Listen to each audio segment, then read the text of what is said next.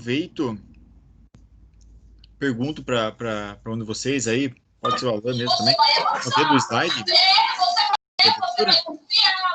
Sim. Então, aqui daqui nós começamos então, né? Boa noite mais uma vez, eu sou o Matheus. Essa é a aula do processos gerenciais, a primeira aula, né, do mês de novembro. Diga-se de passagem, né? Iniciamos agora a nossa última disciplina do ano. Porque em dezembro, enfim, são só atividades complementares que vocês vão estar fazendo, né? Não necessariamente atividades complementares formais, mas complementando as atividades que já estavam sendo desenvolvidas, entregando alguns trabalhos e tudo mais. Beleza?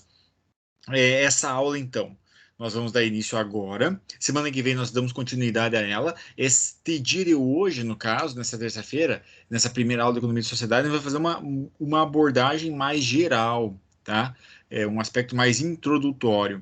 Vocês vão ver que é um tema relativamente simples de se entender, apesar de que tem algumas nuances interessantes, mas se vocês olharem para a vida de vocês e para a profissão de vocês, do trabalho que vocês têm, ou mesmo se vocês não têm nenhum tipo de trabalho, nenhum tipo de trabalho remunerado, mas o simples fato de vocês fazerem parte da sociedade vai ajudar vocês a entenderem um pouco como é que funciona a economia, tá? Desta sociedade onde que vocês já fazem parte. Na aula de hoje, então, nós vamos abordar alguns tópicos, tá? Aqui eu coloquei de forma mais generalizada, mas nós vamos esmiuçando cada um deles ao longo da aula. Vamos ver como funciona a atividade econômica, o que é atividade econômica e como que ela funciona no aspecto mais geral, tá? Vamos também abordar os fatores que influenciam a produção, né, de produtos e serviços na economia. Pode parecer redundante, mas é que você pode produzir serviços também, tá? Então, em cima dois tipos de atividades, né, produção de bens, no caso, né, produtos ou bens, produção de bens e serviços, tá? Nós vamos ver como é que elas funcionam basicamente e o que influencia esta produção. E também as características do problema econômico. Quando eu falo aqui em problema econômico, eu não digo problema no sentido literal de empecilho, né? Não é nesse sentido, mas são características do que acontece com a economia, tá? E vocês vão ver que quando você mexe numa característica, envolve outra também, e isso diz respeito não necessariamente à ciência econômica, mas diz respeito à ciência humana, tá? Porque o que movimenta essa característica da economia na sociedade são as pessoas, ok? Uma sociedade é formada por pessoas, beleza? Então, o conjunto dessas pessoas aqui é o que vai movimentar o aspecto econômico da sociedade. A maneira como eles pensam, a maneira como eles decidem, a maneira como eles vendem, como eles compram, as suas preferências movimenta a economia. E nós vamos ver agora o quão profunda essa ciência a partir de exemplos simples que nós vamos estar trabalhando aqui com vocês, beleza? Ora bem, quem tiver alguma dúvida, tá? Fica à vontade, levanta a mão, né? Ou pelo menos abre o microfone, aí pode me interromper. Vocês têm liberdade para me interromper nessa aula, uma vez que nós estamos à distância, então não tem outra forma de vocês intervirem se não for interrompendo, tá? Então fiquem à vontade para isso. Então vamos lá. Como é que funciona a atividade econômica? De uma forma mais rudimentar, ok? Vamos entender o seguinte aspecto antes de responder isso daqui, tá? Antes de responder o que é economia, tá? Então, as pessoas têm necessidades individuais, né? Como alimentação, eu preciso comer, usar roupas, eu tenho necessidade de higiene e saúde, ok? Enquanto que a sociedade, tá? Que é o conjunto de indivíduos, de pessoas, tem necessidades coletivas, como sistema de saúde, justiça, comunicação e educação. Ora bem, quando eu falo desses fatores aqui, comunicação, educação, aí eu posso citar outros vários, né? A infraestrutura das cidades, né? O sistema de saúde, o sistema, a justiça, tá? O sistema como operam os trabalhos. Aqui eu estou falando no aspecto social, né, da atividade econômica. Quando eu falo do aspecto individual da atividade econômica diz respeito a que tipo de comida que eu compro, tá? Que tipo de roupa que eu uso, se eu tenho relógio, não tenho relógio, como que é a minha higiene e saúde, basicamente, se eu cuido da minha saúde ou não, se eu gasto em medicamento ou não, enfim, se eu gasto em academia ou não, tá? E entre outros fatores aqui, tá? Aqui nós estamos falando do aspecto individual e aqui do aspecto coletivo. Agora, quando nós definimos a economia, surgem vários tipos de definições. Eu vou apresentar aqui 3 delas, mas vocês vão entender a partir disso o que é economia. Quando eu perguntar para vocês assim, consegue me definir o que é economia, tá? Dentro do aspecto da sociedade, nós vamos definir da seguinte forma. Uma das definições seria que a atividade econômica ela descreve todos os serviços feitos por trabalhadores de maneira a satisfazer as necessidades das pessoas e sociedade através do fornecimento de produtos ou serviços, tá? Esse é um tipo de definição. O outro tipo de definição seria que é o estudo de como os indivíduos e sociedade tomam decisões sobre as maneiras de usar recursos limitados para suprir as suas necessidades e desejos. Aqui tem um aspecto interessante, uma palavra interessante, que é decisão, tá? Nós vamos falar um pouquinho sobre isso nessa aula de hoje e também na aula que vem, de como que a tomada de decisão é determinante para a atividade econômica, tá?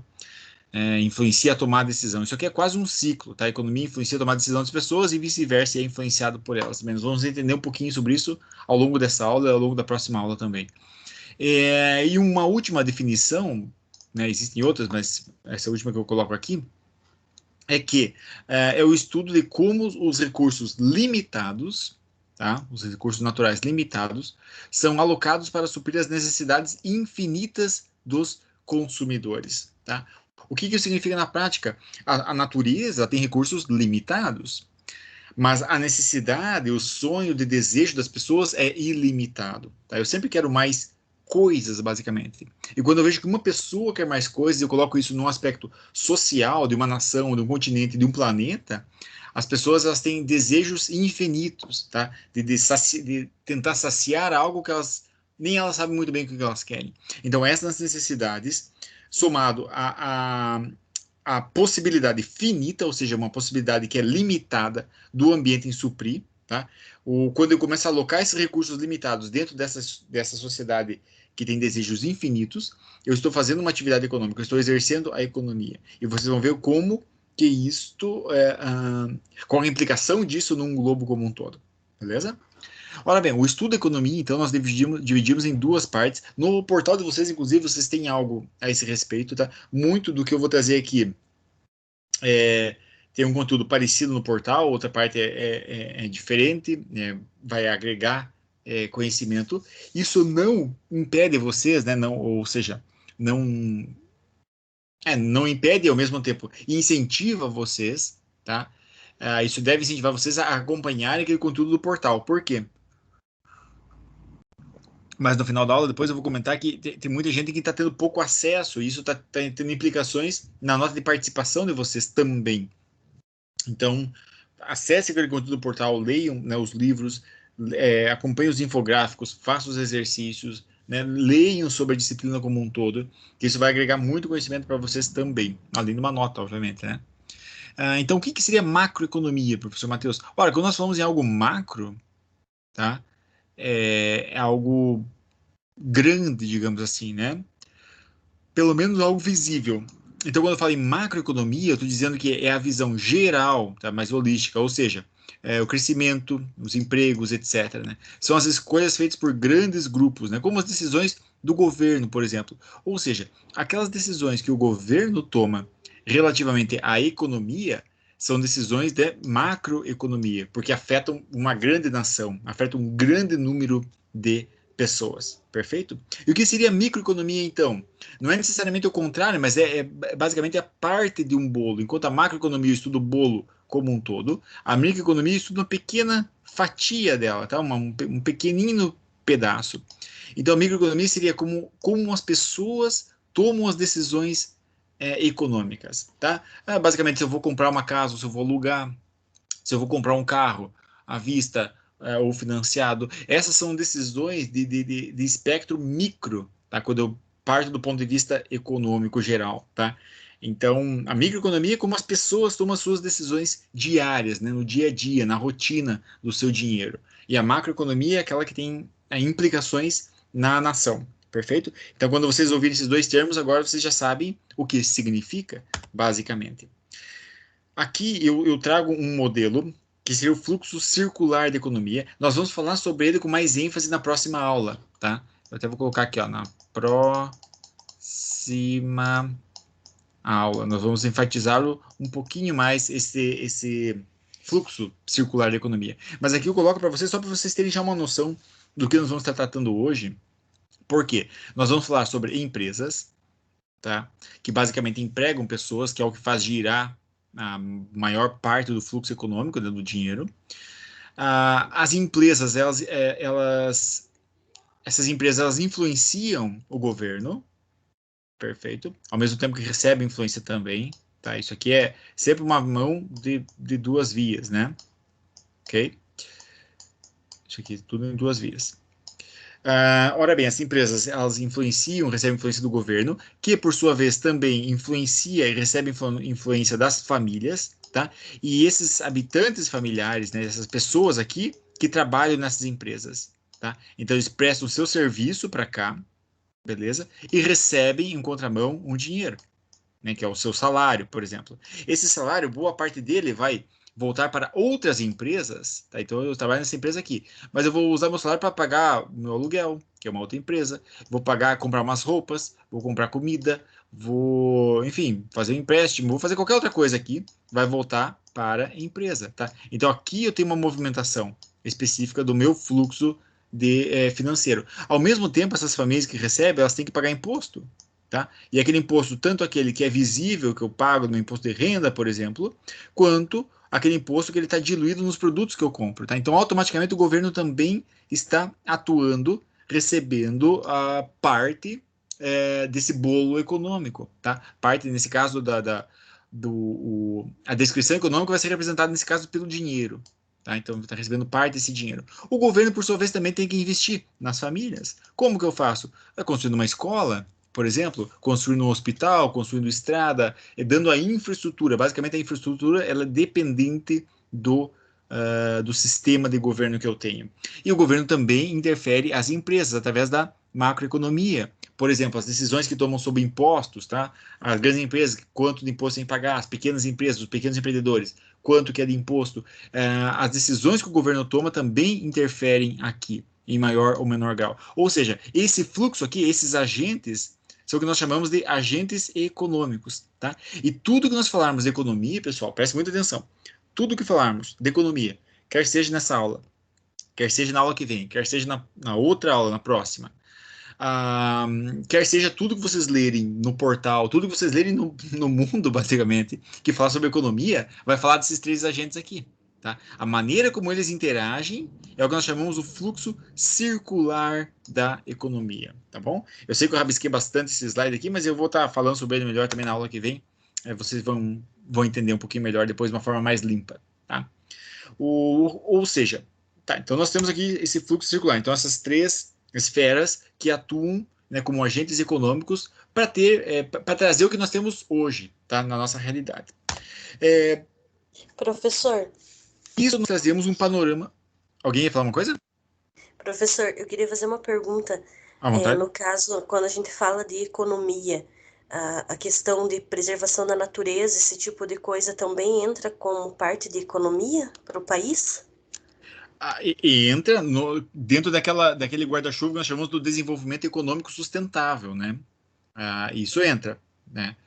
Nós não vamos abordar tanto sobre ele, porque quando nós falamos dessa área que você está falando, por exemplo, eu vou até voltar um slide aqui para ter mais. Deixa eu colocar aqui, por exemplo. Mas essa área em branco aqui. Se eu tenho, vamos pegar três esferas aqui, tá? Então, a sociedade, tá? São as pessoas, basicamente. Aí eu tenho o ambiente, o meio ambiente, e eu tenho a economia, tá? A economia.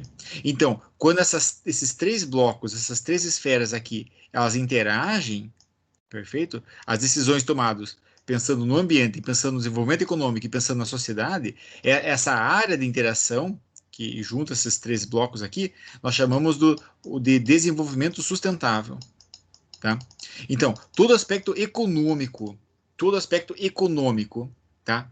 Que além de pensar no desenvolvimento da sociedade, ou seja, para dar mais recursos para a sociedade, também pensa no aspecto ambiental, tá? Nós chamamos de uma economia sustentável. Aquela economia que não pensa no ambiente, por exemplo, que é totalmente extrativista, né? Vamos supor uma economia mais predatória, que não pensa muito no ambiente, ela não tem o aspecto sustentável.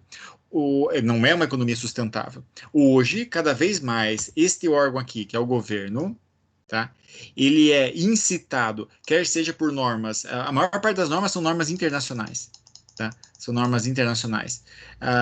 Por exemplo, de um órgão que é a ONU, que é a Organização das Nações Unidas, tá? Então, cada vez mais a ONU incita aos governos para fazerem com que as suas empresas, as suas famílias, enfim, os seus agentes econômicos pensem no desenvolvimento sustentável, tá? Então, é a maneira como a economia, como a locomotiva dos países, né, que é a sua função econômica, como ela consegue agir, conseguindo dar dinheiro para a população e ainda assim pensando no ambiente, ok? Nós não vamos falar muito, nós vamos entrar muito no aspecto do desenvolvimento sustentável nessas aulas, tá? Mas é só para você entender que, de fato, o meio ambiente ele recebe interferência também do estilo econômico. Na aula que vem, até por sinal, a gente vai falar um pouquinho sobre diferentes tipos de economia. Aí você vai entender um pouquinho mais sobre qual a influência do socialismo em cima do ambiente, qual a influência do capitalismo em cima do ambiente, qual a influência do comunismo em cima do meio ambiente, e você vai entender um pouquinho mais. Mas a nossa ênfase não vai ser nisso. Mas você sabe que, de fato, sim, tem interferência, o meio ambiente ele é interferido pelo tipo que a economia opera. Perfeito? Não sei se conseguiu entender pela explicação, Rosalina. Consegui. Uhum. Eu não sei qual que era bem a tua dúvida, mas eu falei no aspecto de como que o ambiente é influenciado pela economia, né? Pode ser uma forma sustentável ou não sustentável. É, é, você quer complementar a tua dúvida? Quer perguntar mais alguma coisa?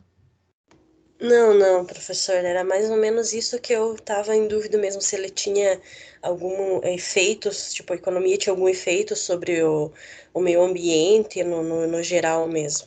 Tem. Por exemplo, aqui nós vamos falar de um problema econômico, que ele vai falar um pouquinho dos recursos limitados, né? Que são os recursos também, entre eles, além do trabalho e capital, recursos naturais, ok? Esse aqui ele faz parte do problema econômico, né? Então, muitas economias não vão conseguir se desenvolver quando existir a escassez de recursos naturais, perfeito? É uma maneira como esses dois interagem, como a economia interage com o meio ambiente, porque um depende do outro, né? Nesse caso, mais a economia depende do meio ambiente do que o inverso, né? Mas é uma maneira de interagir, beleza? Então, nós vamos falar um pouquinho sobre isso ao longo da aula também. Eu acho que vai conseguir, ao longo dessa aula e da outra, você vai conseguir suprir a tua dúvida, que eu talvez não tenha conseguido suprir nessa explicação pequena, beleza? Então, vamos em frente. Quem tiver alguma dúvida também, quiser ir perguntando, pode ir perguntando.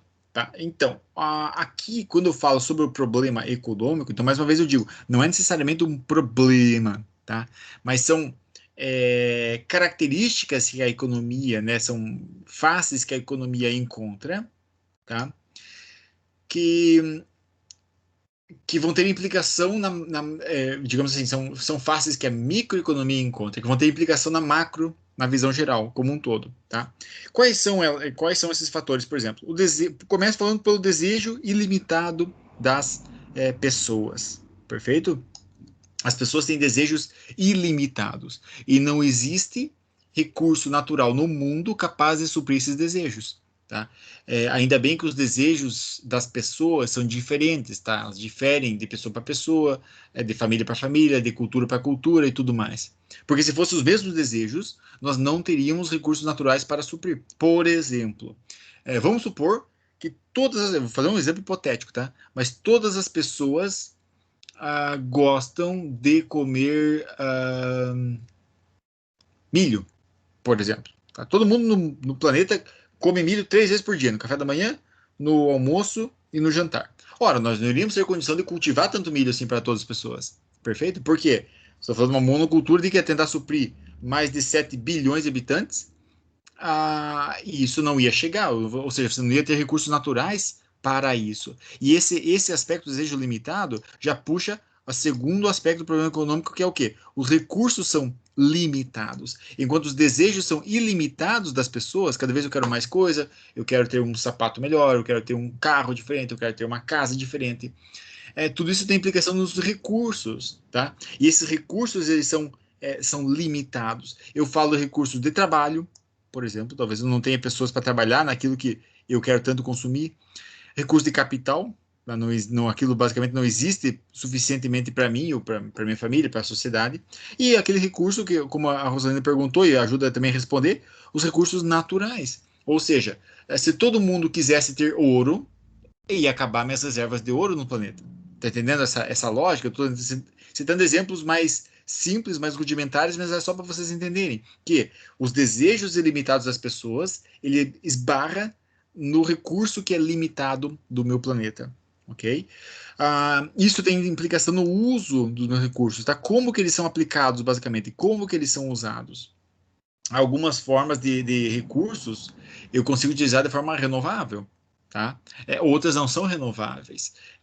E quando eu utilizo, quando a minha economia é pautada na utilização de um tipo de recurso que ele pode se renovar, ele tem uma implicação que vai ser mais duradoura, mais em longo prazo, do que aquela que não pode se renovar, que é mais limitada também. E, em última instância, e eu talvez devesse ter começado por aqui, isso diz respeito às escolhas que as pessoas fazem, tá? As escolhas que as pessoas fazem. Eu quero fazer um exemplo aqui para vocês, que vai ajudar em vocês a entender esses 4 tópicos nesse pequeno exemplo aqui. Eu pergunto, bom, vamos fazer quem que se voluntaria a participar dessa minha pesquisa? A Rosalina, o Alan, não sei se mais alguém chegou na aula aí. Alguém se voluntaria?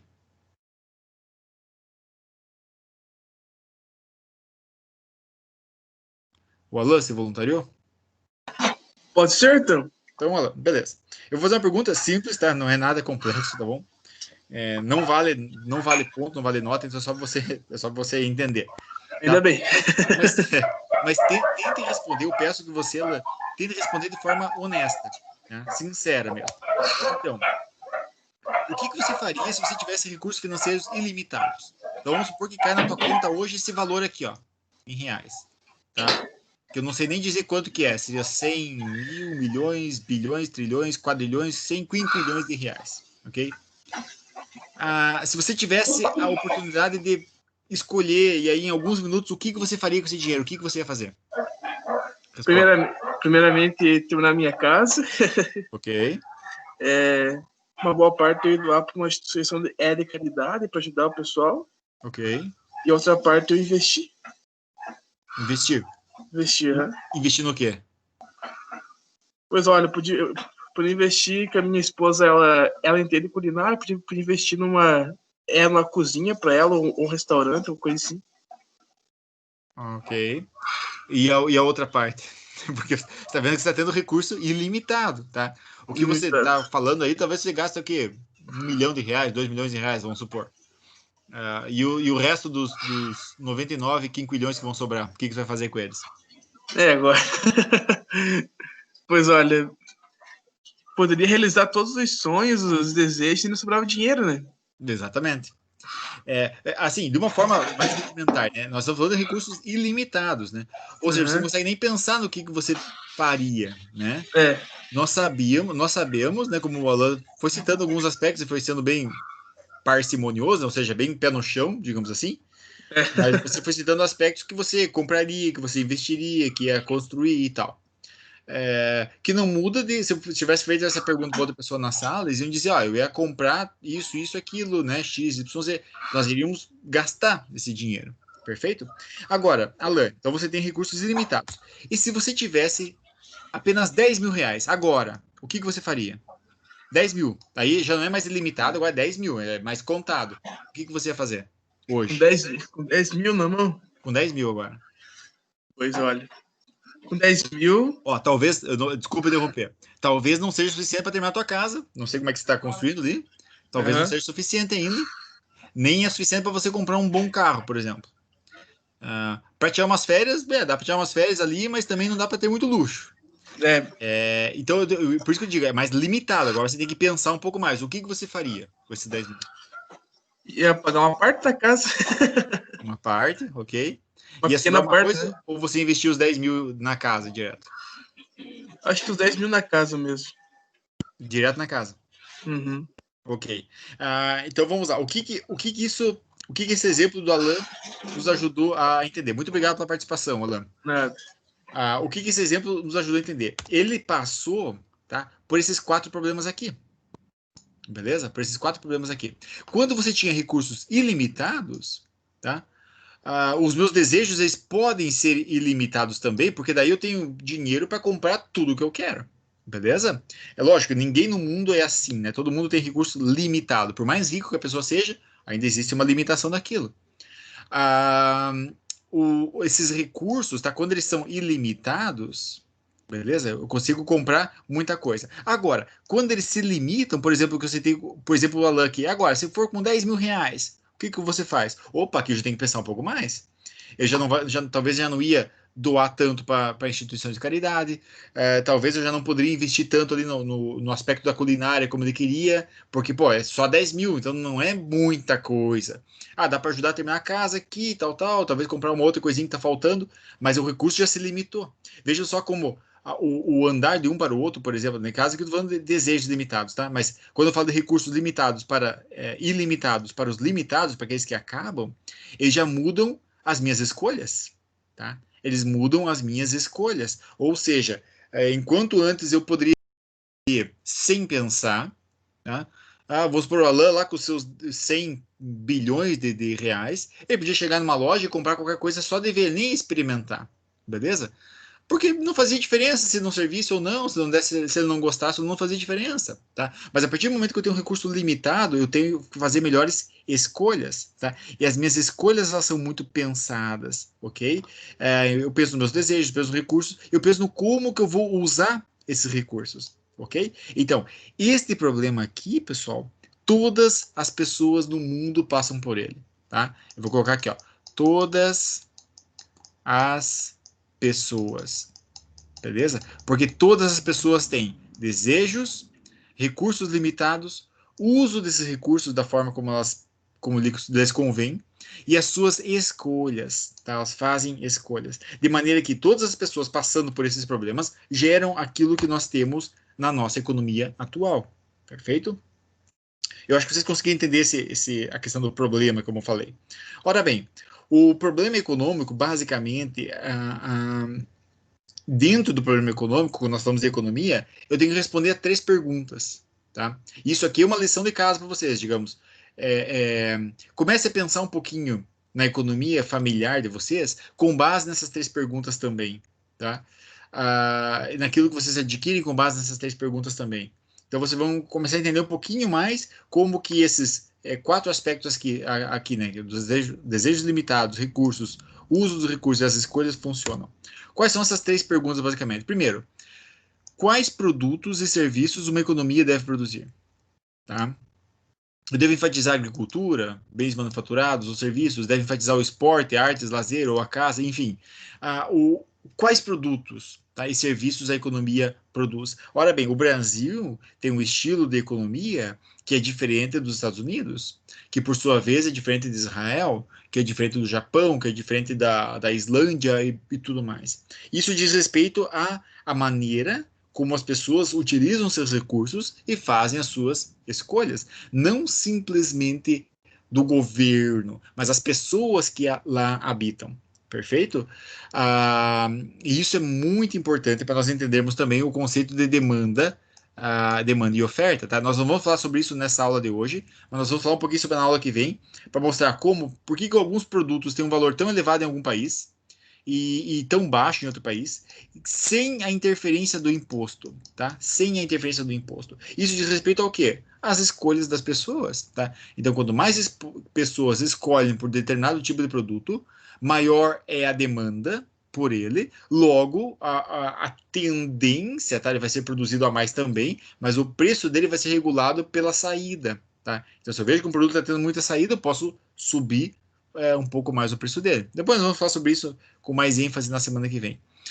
Uma outra pergunta que o problema econômico deve responder é como os produtos e serviços devem ser produzidos. Eu tenho que pensar na eficiência da produção, ou no trabalho intenso, ou no uso de mais terras e áreas, por exemplo, no investimento de capital intenso e tudo mais. Ou seja, alguns países diferem nessa característica respondendo essa pergunta. Por exemplo, o Brasil, ele faz uso de mais terras e áreas, por exemplo, que é uma maneira dele se tornar mais competitivo no mercado, enquanto que outros países que não têm tanta área e tanto espaço, por exemplo, mas que produzem, que tentam fazer produção parecida do mesmo produto que o Brasil faz, tenta produzir de outra forma, investindo mais capital, sendo mais eficientes na sua produção, ok? Com um trabalho mais intenso, por exemplo.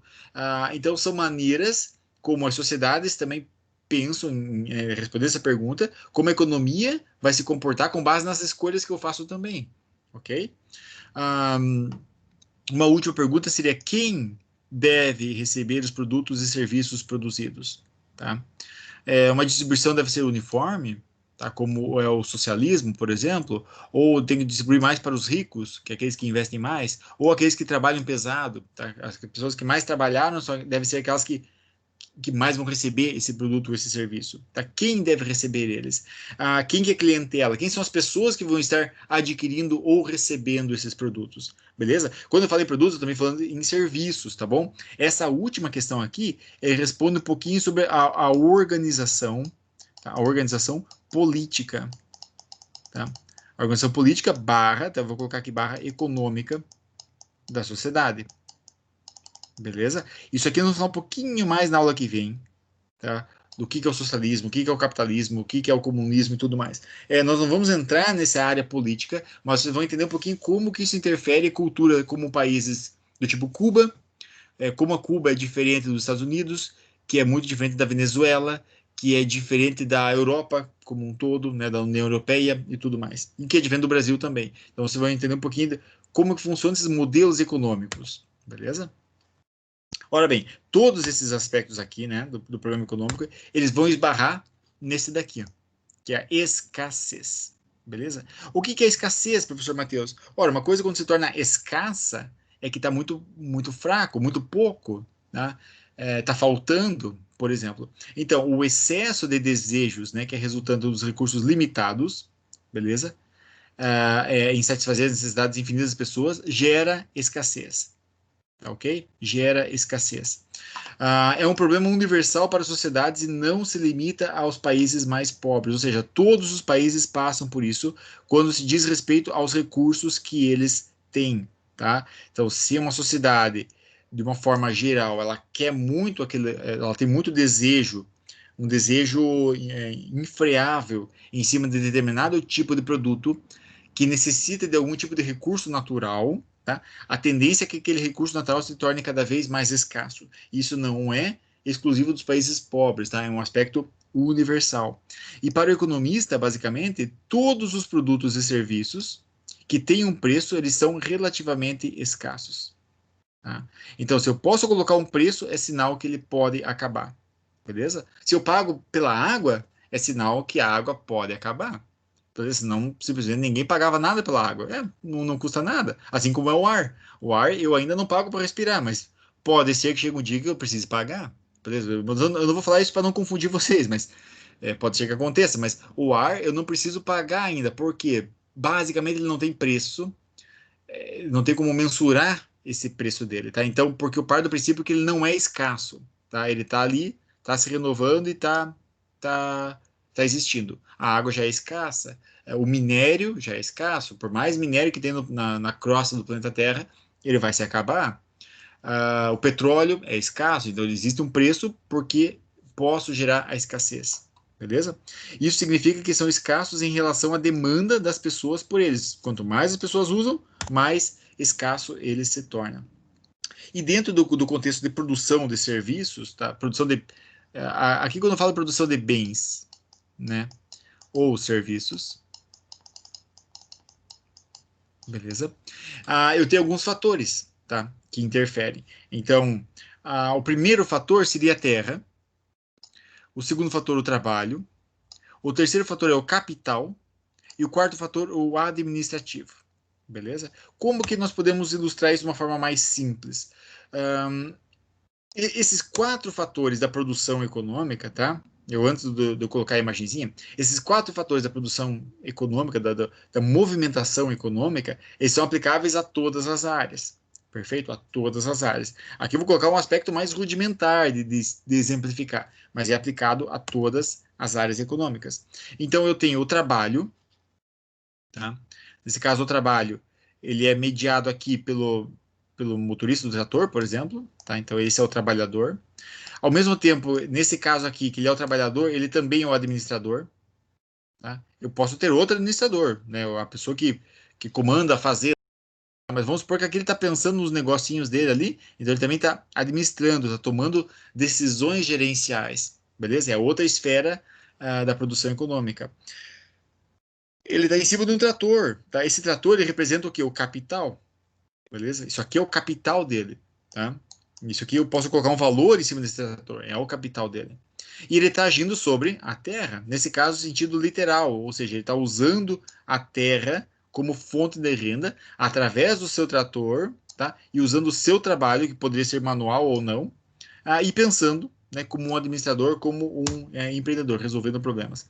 Então, se nós formos passar por essas 4 esferas, nós vamos ter a terra, por exemplo, que vai representar os recursos naturais, tá? Em cima desses recursos naturais que gera a minha economia. Aí você vai ver assim, poxa, professor Matheus, mas é verdade. É verdade por quê? Porque tudo eu dependo da terra, tá? Quando eu falo da terra, eu não estou falando no sentido literal apenas, tá? Da terra como solo. Não estou falando do solo simplesmente. Mas é da terra como um todo, que representa os recursos naturais. Eu dependo dele, tá? Eu vou produzir roupa, eu dependo do algodão, que é plantado. Mas as roupas são de seda. Ok, então eu vou depender dos bichos da seda, que dependem de flores, que também é plantado no chão. Eu vou produzir computadores, beleza? Então eu preciso do quê? Eu preciso de maquinário. Esse maquinário, provavelmente para construir, eu vou ter que ter usado madeira em algum momento, tá? Se não usei madeira, eu usei cimento. E o cimento de última instância veio de pedras, né, de rochas, então logo precisei usar fontes naturais, enfim, tudo isso preciso, até mesmo para sustentar os trabalhadores, beleza? Então, é em cima do desenvolvimento sustentável, né, tentando responder aquela pergunta da Rosalina, em cima do desenvolvimento sustentável, que eu penso também que eu tenho que cuidar para não explorar exageradamente esses recursos, tá? Cuidar para não explorar exageradamente estes recursos, porque eles podem acabar. Basicamente, são recursos limitados. O trabalho, basicamente, é representado por toda a atividade humana, tá? Quer seja física ou intelectual, que é requerida para produzir bens ou fornecer serviços às pessoas. Enquanto eu dependo da terra, eu também dependo do trabalho. E esse trabalho, ele não é simplesmente aquele físico, tá? Por exemplo, eu sou professor, eu poderia estar aqui parado, totalmente sentado 24 horas por dia numa cadeira para dar aula, posso, porque o meu trabalho, eu uso a mente para trabalhar, beleza? Outro trabalho, o motorista já usa um pouco mais de trabalho físico, também usa a mente, mas eu uso um pouco mais de trabalho físico. Um pedreiro já é um pouco diferente, um engenheiro já é um pouco diferente, um médico já é um pouco diferente, tá? Então, todos nós, em maior ou menor grau, migramos, né, do trabalho físico para o intelectual, mas todos nós envolvemos, a nossa profissão envolve o trabalho, beleza?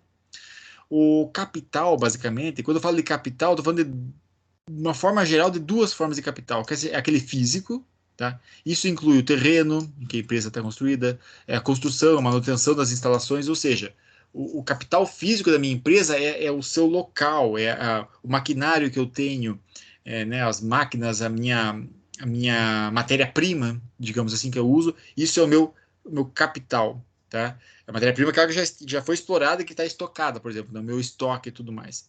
E o capital financeiro, ele é basicamente aquele dinheiro que é necessário para iniciar a produção, que inclui também empréstimos de bancos ou outras instituições e tudo mais, tá? Ambos são capitais, perfeito? E o capital eu mensuro como? Através do dinheiro, tá? Enquanto que bens, né, terra, o trabalho como um todo, enfim, eu não uso dinheiro necessariamente para mensurar. O capital eu já mensuro através do dinheiro. E aquilo que é representado no fator de produção, através do fator administrativo, seria mais a perícia e a tecnologia. Tá? O que isso significa, basicamente? O que está envolvido? Tá? Que tipo de empreendedorismo eu estou colocando?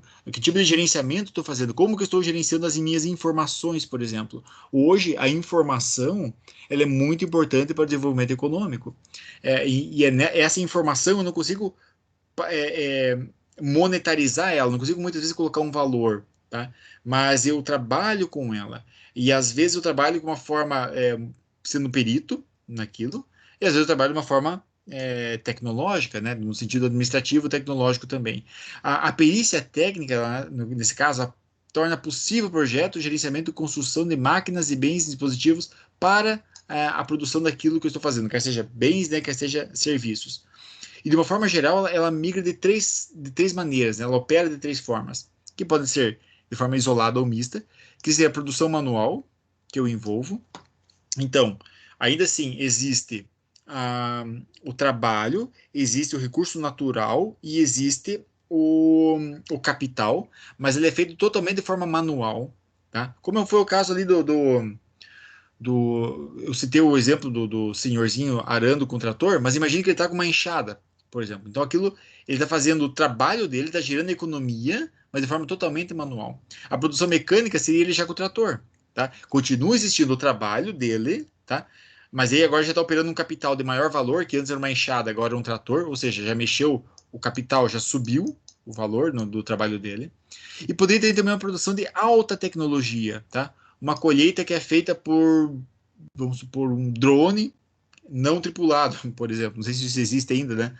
Mas imaginem essa situação, tá? Ainda assim existiria o trabalho, o capital e a terra envolvidas, né? Mas esse aspecto administrativo fez o quê? O trabalho ele migrou do local que a pessoa estava lá sentada no capital, que era o trator, agora ele pode operar à distância, por exemplo. Então ainda existe o trabalho, mas de uma outra forma. Mas todas essas esferas estão envolvidas. E as empresas competitivas, basicamente, elas exigem programas de treinamento de qualidade para os funcionários, aí também laboratórios, para alcançar novas tecnologias e novos produtos. Geralmente, eu não consigo mexer muito no meu recurso natural, é mais difícil mexer também no capital, é mais difícil mexer às vezes no trabalhador, por mais que eu treine e escolha. Essas três esferas é difícil, tá? É possível, mas hoje, no sentido do desenvolvimento tecnológico, está muito mais hábil as empresas intervirem aqui, tá? No administrativo, da perícia e tecnologia. Então, cada vez mais as empresas estão tornando competitivas no mercado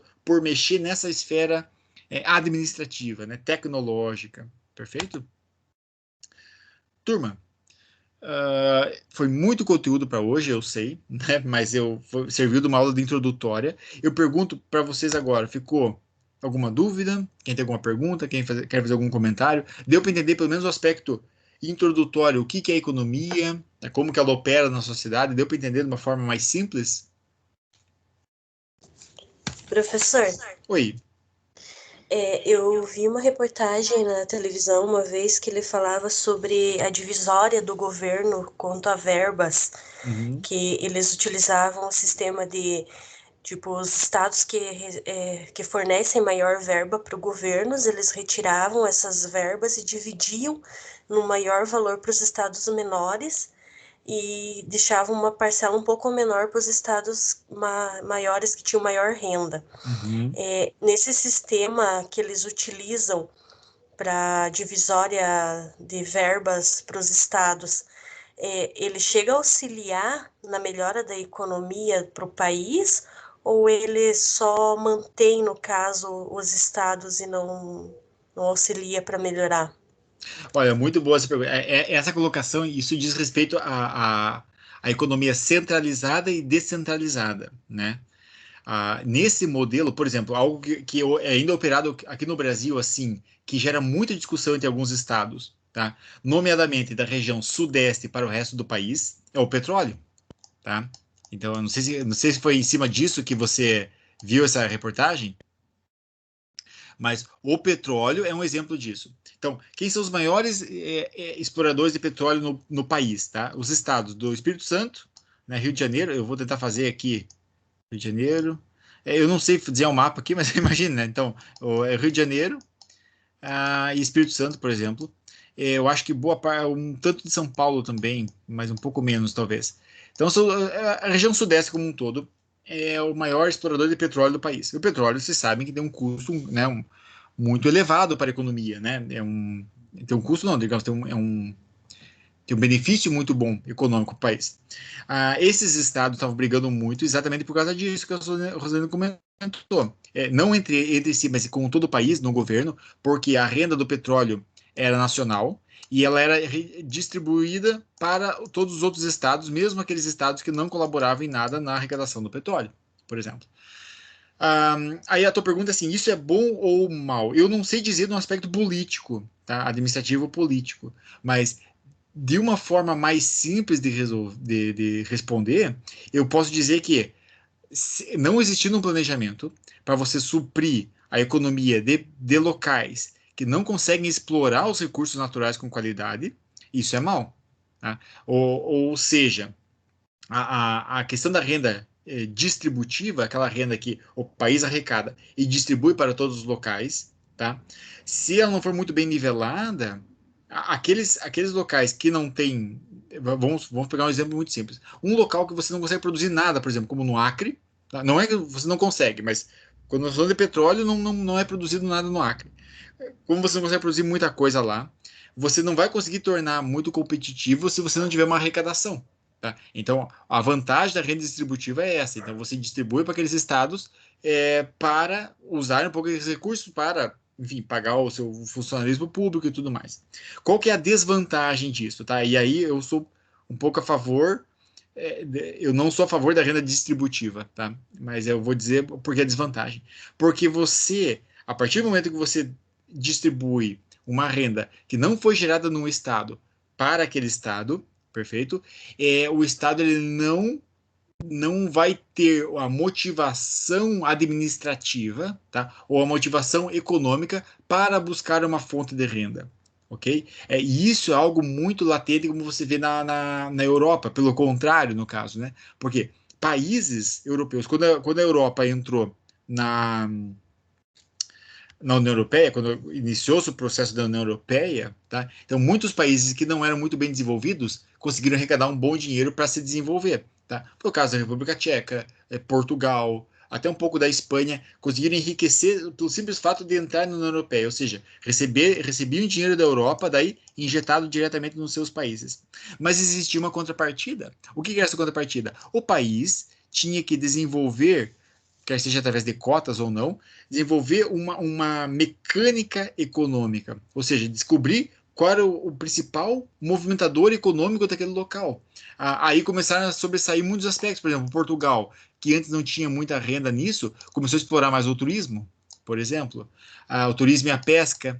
A Noruega começou a explorar muito mais a pesca também. A Alemanha já era forte, mas começou a explorar muito o aspecto tecnológico. Ou seja, cada país desenvolveu o seu mecanismo econômico estimulado, mas por quê? Porque eles dependiam de desenvolver esse mecanismo econômico para continuar recebendo essa verba da União Europeia. Tá entendendo como? Então a tua pergunta seria o seguinte: isso é bom ou é mal, né? É melhor que seja distributivo ou não distributivo? Eu vou dar a minha opinião. Isso pode navegar por vários políticos enfim, aspecto administrativo. Mas eu particularmente não vejo com bons olhos essa renda totalmente distributiva, tá? Mas se for para ser distributiva, que deve existir uma contrapartida do próprio Estado em desenvolver ao longo dos 10 anos uma máquina econômica, por exemplo, que consiga se sustentar sozinha, para que pare de depender daquele aspecto distributivo. Tá entendendo? Deu para entender um pouquinho da lógica? Deu, professor. Eu não sei se a tua dúvida, Rosenda, foi em cima do petróleo que você viu ou foi em cima de outro tipo de produto produzido aqui no Brasil? Na verdade, eles estavam fazendo uma análise geral, sabe, Aham. professor? De tudo, tanto da parte de petróleo como também de outros tipos de arrecadação geral. Tipo, eles fizeram uma contabilização de tudo o que cada estado e tudo mais tinha de renda e tudo para fazer essa análise de distribuição. E que nem Aham. o professor falou, né? Na reportagem, eles também disseram que eles não concordavam muito com isso. Daí eles explicaram, né, que muitas vezes os estados que têm uma arrecadação maior, eles acabam pegando a verba ali, né, e que nem eles falaram na reportagem, o que eles podiam investir um pouco mais e conseguir uma arrecadação maior, às vezes, né, eles acabam tendo que segurar, né, Não porque de um consegue. retorno deles é menor, né. Exatamente. E você vai ver pontos positivos e negativos de cada um, mas eu estou dando minha opinião pessoal, no caso, né? Mas não vale muito a pena. Até mesmo porque, pelo seguinte, quando você fala do Brasil, todos os países são assim, Brasil, Estados Unidos, já existe um imposto único que é a arrecadação nacional, que acaba, em última instância, sendo distribuído para todos os países, né? Quer seja através do investimento na educação, na saúde, né? Através do SUS, através do FNDE na educação e tudo mais. Então, já existe esse imposto que já é arrecadado nacionalmente por vários estados e que o país redistribui com serviços, né, e bens e tudo mais.